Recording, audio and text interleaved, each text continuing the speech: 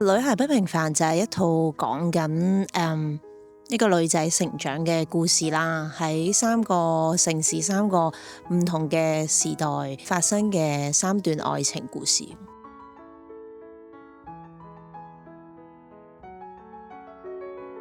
咁又可以講下平凡同埋不平凡啦。細個嘅時候成日都會覺得自己好似好冇自我中心啦，冇唔特別啦，冇個性啦，好似同邊個人玩得埋呢，就會跟咗嗰個人去學，好容易近朱者赤，近墨者黑。咁我好耐冇聽過你再咁樣講自己啦。你咁樣講開啊？你以前成日都覺得自己冇性格㗎。係啊，但其實依家都仲係嘅。但係我會視呢樣嘢係好似變咗，我會係一個平凡人，但係亦都係我唔平凡嘅位咯。原來有好多嘢，你以為自己係好似好平凡，係咪一個好 negative 嘅詞語呢？咁但係其實唔一定嘅，即係你以為係平凡嘅嘢，當你用喺一啲啱嘅地方，例如我用呢個特質去做演員嘅時候，我就係一個不平凡嘅人。咁所以喺呢出戲入邊，我會覺得大家係咯，去留意下自己自身一啲可能你平時唔會 appreciate 自己嘅嘢，你一啲堅持一啲夢想，你一啲選擇，其實每一樣嘢，只要你好積極咁樣去做嘅時候，好勇敢地去踏出嗰一步嘅時候，都已經係好不平凡。忠於自己，其實人生在世，你一有其他人嘅時候，你好難完全地真正地忠於自己嘅。好忠於自己嘅人，你要真係完全唔理所有人嘅感受，你先至可以真正地忠於自己。但係呢個世界邊有咁自由嘅人啦？但係我係覺得只要你喺呢個過程之中，你有 enjoy 到，你有開心到，咁就已經係好足夠。無論你係咪一個普通人，你覺得嘅普通人，你係不平凡或者好平凡，呢樣嘢其實就係其他人去定義㗎嘛。你點樣去定義你自己嗰樣嘢先至係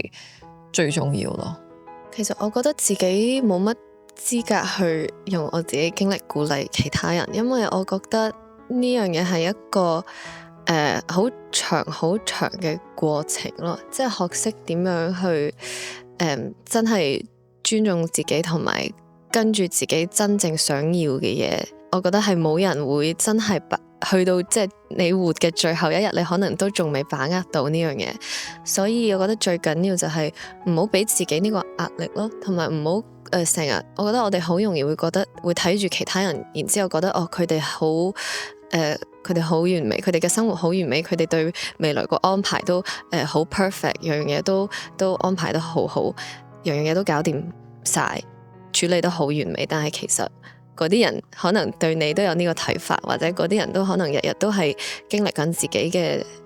一啲挑戰，然之後大家都即係我覺得大家一齊努力咯。講得好好啊，係真係嘅，真係，因為我都覺得呢個係真係每一日都係要學習咯，因為我哋真係人就係好容易受情緒啦，受外界嘅人點樣去睇我哋去困擾咯。咁我自己都係會諗好多嘅人，咁所以我會覺得近呢1-2年我自己就會成日同自己講，有咩想法就做咗先，就唔好俾可能太多外在嘅嘢影響咗自己咯。雖然這一部是我第一部上映的電影的作品，但之前其實也有拍很多短片的作品，就一步一步的走過來。有時候可能想要做的事情不是一下子就能到達，可是就做好眼前覺得開心、覺得喜歡、好玩的事情。我覺得這個也是我自己忠於自己的感受，或忠於自己喜歡做的事情，然後一步一步的走向想要接觸到的方向。這個是我的分享。可能對我來說的，就是看完這部片，然後也有這種被療癒的感覺，也是一種好像在每個不同階段都會做出一些選擇，然後那個選擇有時候不一定是跟大部分的人一樣，或者是不一定是別人樂見你這麼做的選擇，可是可能對我來說，這個忠於自己的意思就是不管在什么阶段都对自己很诚实吗？然后做出自己心里比较心安理得的选择吧。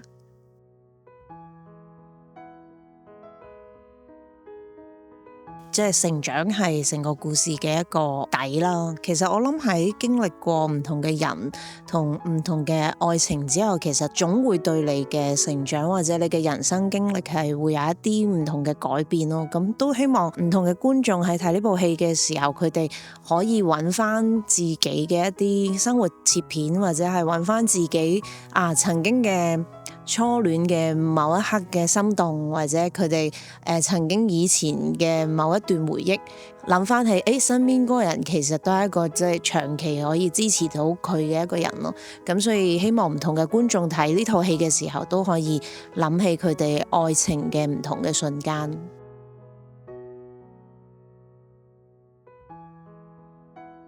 我很喜歡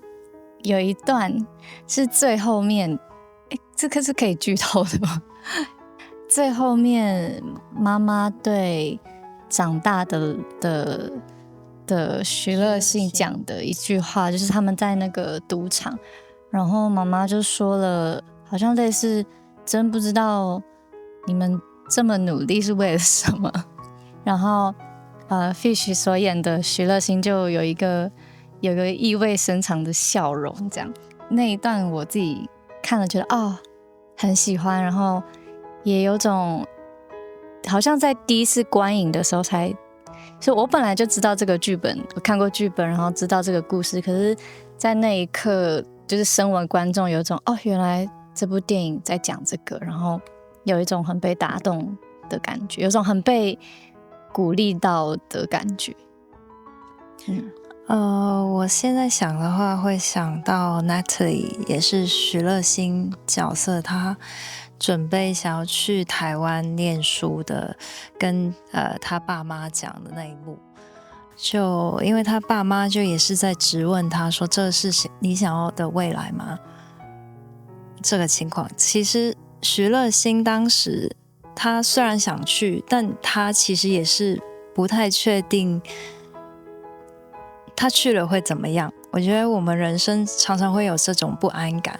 就是這一刻想要做這個決定，但其實我們不太確定真的做了以後，我們是不是想要就是這個未來，或是我們能不能承受之後接下來的後果。但起碼他那一剎那是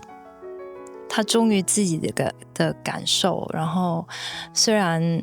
無法預測之後的事情是怎麼樣，但他起碼想要踏出他的舒適圈，去做一個不同的嘗試。對，我覺得也很像我就是那個感覺，也是就是媽媽問了這個問題，其實我覺得也許他心中也沒有答案，也不知道為什麼自己要這麼努力的一直在這樣，那可能就是為了自己喜歡的事情吧，可能是有點是類似勇氣的東西嘛，就是好像的確沒有那麼值得，可是還是一直這麼做下去的感覺，但起碼是他想要經歷的人生。其實有好多 part 都真係好打動到我，因為呢個電影係真係我諗唔同嘅人去睇真係有唔同嘅共鳴，因為入邊有好多個角色啦。咁但係我諗好打動我嘅係唔同時期，即係3個時期嘅主角，佢哋豁出去嘅嗰啲 moment 咯，即係好似阿欣佢豁出去話要去台灣讀書啦，即係擺脫佢屋企嘅舊有嘅嗰啲想法，佢自己終於自己好想出去，咁佢決定嗰個豁出去係好靚。阿陶飾演中間嘅嗰個階段啦，佢亦都有豁出去嘅嗰個 moment 啦。即係佢係因為一路都迷惘緊，深刻有一刻就係會去睇到自己內心嘅一樣需求，又或者係佢因為一直都可能唔知道自己想點，但係佢就係好想擺脫一樣嘢，咁有一種好想去豁出去嘅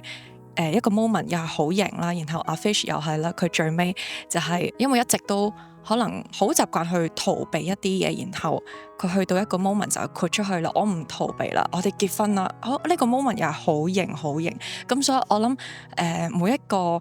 每一個階段都有一個咁樣嘅豁出去嘅一個 moment， 我覺得係好靚咯呢件事。我好深刻嘅其中一句係 Fish 嘅角色嘅媽咪問佢咁辛苦為乜，咁佢就話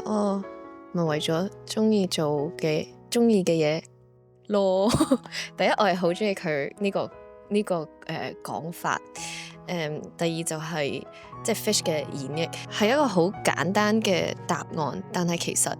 就係可以咁簡單咯。即係其實你好多時候係唔需要考慮之後會發生咩，但係你如果當下係想做呢樣嘢，中意呢樣嘢，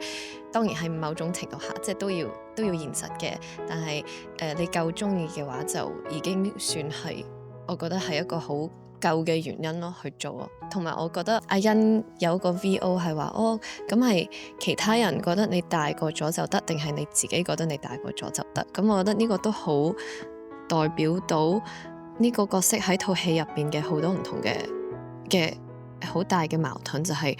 佢自己對自己嘅睇法 versus 其他人對佢嘅睇法。好似你啱啱話，就係好多嘢都係即係生活永遠都變緊，同埋你永遠都會面對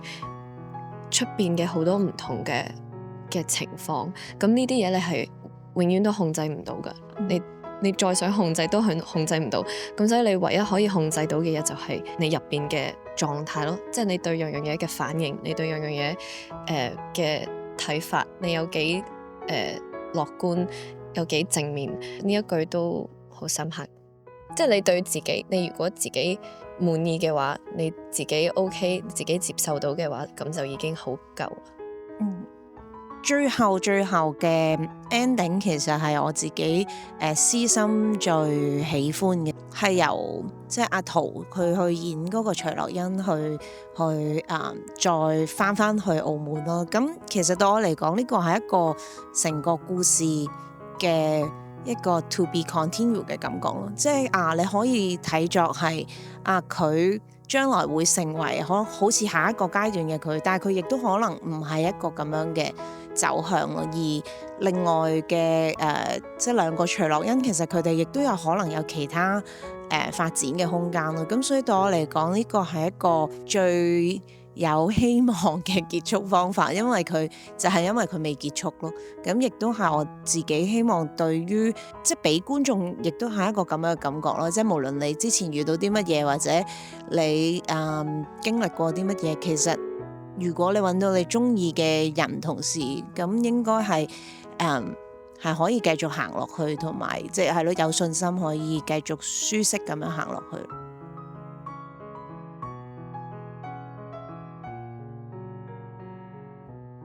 對於我嚟講，兩個都唔難咯，因為愛情其實可能佢係一個我叫做我人生入邊有經歷過嘅一啲經歷啦，佢或者係一啲情感上面嘅嘢，你只要將自己交俾對手，佢都唔會太難，即係佢唔會難過一啲我未發生過，即係譬如話我要殺人，我要點樣 push 到自己去嗰個情緒，因為我未殺過人，我覺得嗰個會難啲咯。我覺得因為今次嘅對手係佢啦，所以都唔難，但係就個角色係我相對地好似冇乜點演過呢類型嘅角色，就係好似比較可能別人眼中係叫做野蠻啲嘅角色，但係其實佢都係基於愛咯，即係佢好為段關係着想，佢會做好多嘢，以為係咁樣係啱嘅，但係其實係不停俾緊佢一啲無形嘅壓力，咁所以呢一方面可能就係以前未接觸過呢類型嘅角色。我的野蠻女友，貝貝。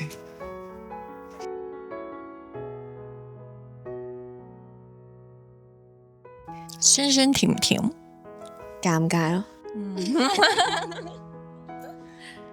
今次我因為飾演嘅角色係一個讀緊 fashion design 嘅人啦，咁有好多可能 physical 上面嘅嘢喺前期會幫助到我建立呢個角色咯。例如係可能觀察下我哋嘅造型姐姐啦，佢平時可能嘅小動靜係點樣啊，點樣幫人度身啊咁啊。咁有一場戲我要幫 Natalie 化妝嘅咁樣。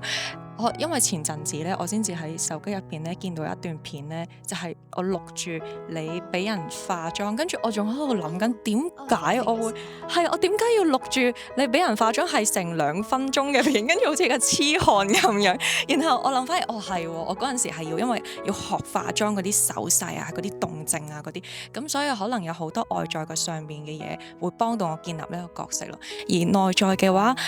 我當時係有諗翻我嗰個年紀嘅時候遇到嘅 crush 為我帶嚟嘅感覺係乜嘢咯？係跟住就用咗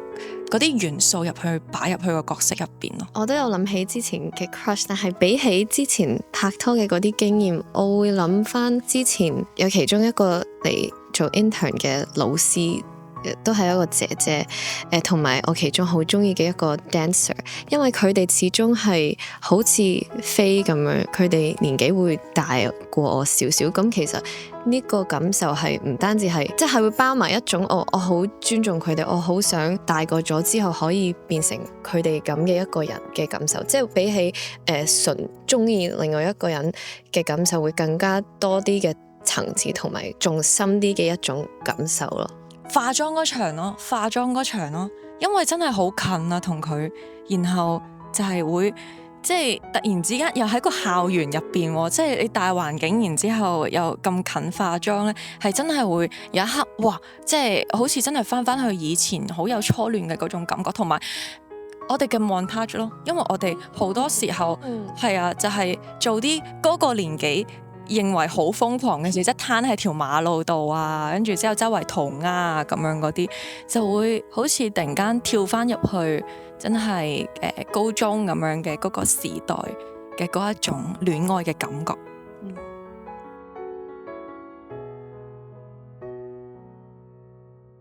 算是不夠勇敢嗎？我覺得譬如我的角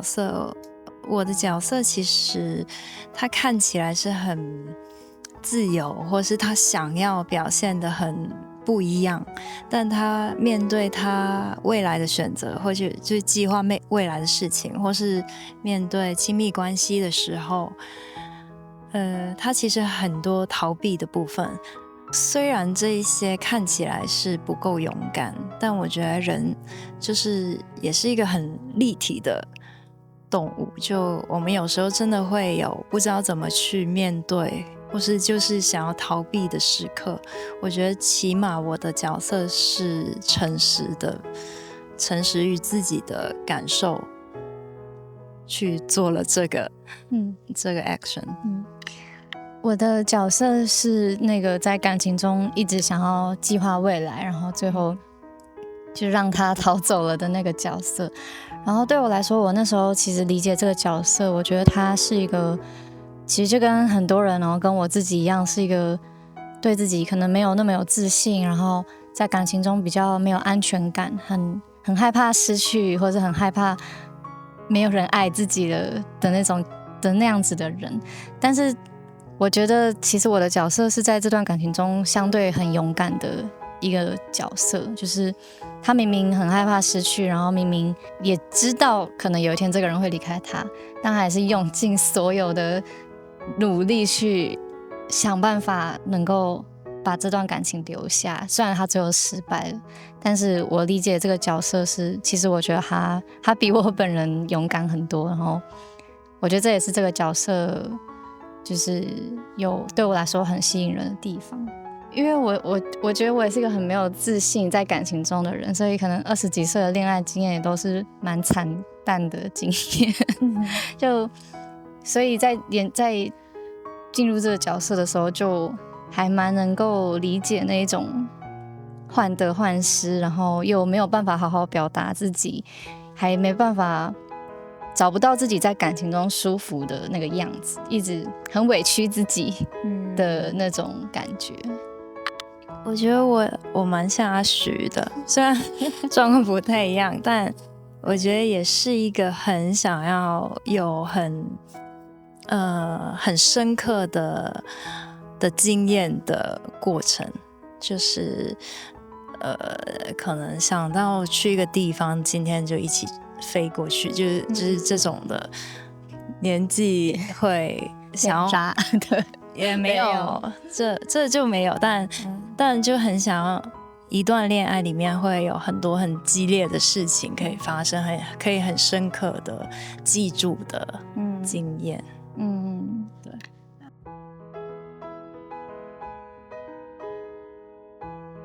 我觉得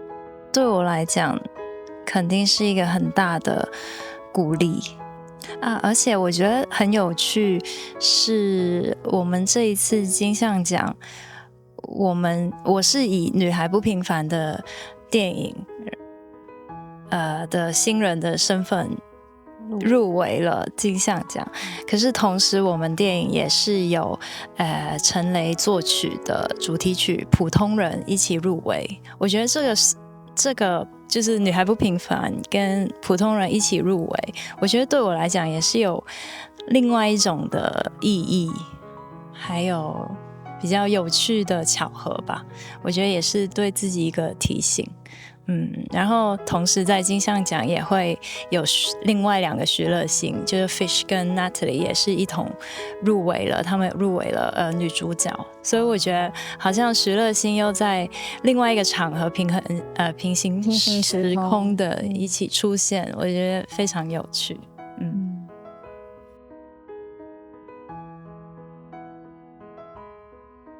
最大挑戰係我哋時間比較緊張啦。咁其實我哋成套戲就總共拍咗19組啦。咁然後我哋又要將呢19組分去3個城市啦。咁所以其實變咗每一個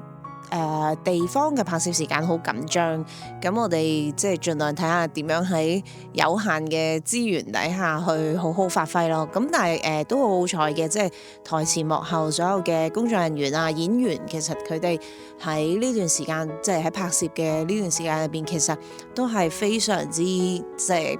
用盡咗我覺得自己最大嘅努力去呈現咯。咁所以都好開心出嚟嘅效果係我自己覺得好滿意。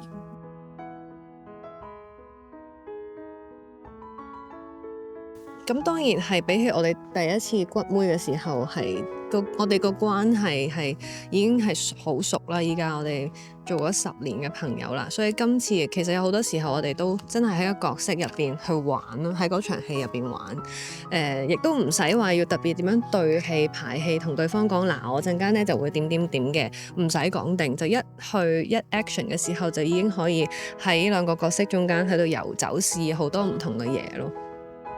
有啲咩唔同啊？我唔會話形容為大家有啲咩好大嘅唔同啊，因為一啲特質咧喺我哋好年輕嘅時候其實已經係顯然㗎啦。譬如話佢對工作認真嘅態度啊，佢好細個已經係咁樣㗎啦。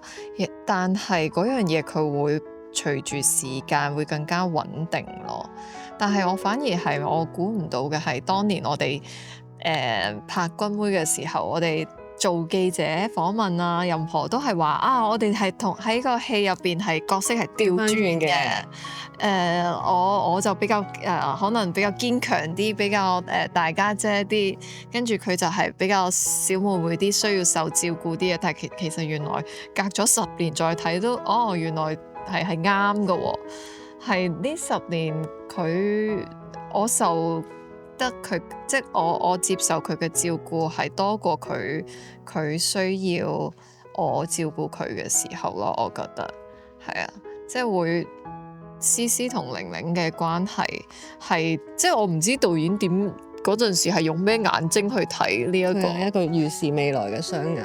知道今日我哋會坐喺度再做訪問，而知道我哋未來係或者係佢看透我哋內心嘅本質啊，喺嗰陣時已經係睇透